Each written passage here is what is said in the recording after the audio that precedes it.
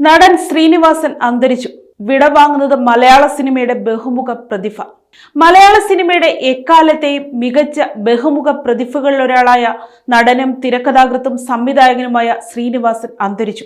ഏറെ നാളായി ചികിത്സയിലായിരുന്ന അദ്ദേഹത്തിന്റെ അന്ത്യം മലയാള സിനിമാ ലോകത്തെയും കേരളീയ സമൂഹത്തെയും ഒരുപോലെ ദുഃഖത്തിലാഴ്ത്തിയിരിക്കുകയാണ്. അസുഖബാധിതനായി ഏറെ നാളായി വിശ്രമത്തിലായിരുന്നു അദ്ദേഹം.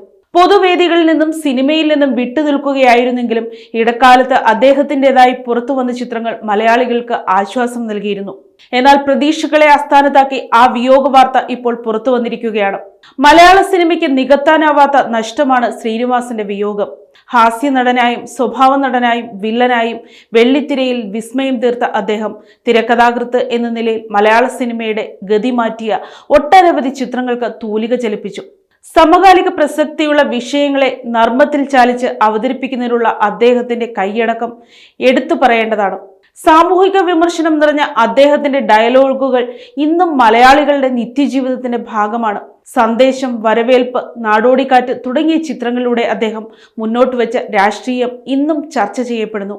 ഓരോ കാലഘട്ടത്തിലും പ്രേക്ഷകർക്ക് നെഞ്ചോട് ചേർത്ത് പിടിക്കാവുന്ന കഥാപാത്രങ്ങളെ സമ്മാനിച്ച പ്രഗത്ഭനായ കലാകാരനെയാണ് കേരളത്തിന് നഷ്ടമായിരിക്കുന്നത്. ശ്രീനിവാസന്റെ വിയോഗത്തിൽ ചലച്ചിത്ര, സാംസ്കാരിക, രാഷ്ട്രീയ രംഗത്തെ പ്രമുഖർ അനുശോചനം രേഖപ്പെടുത്തി.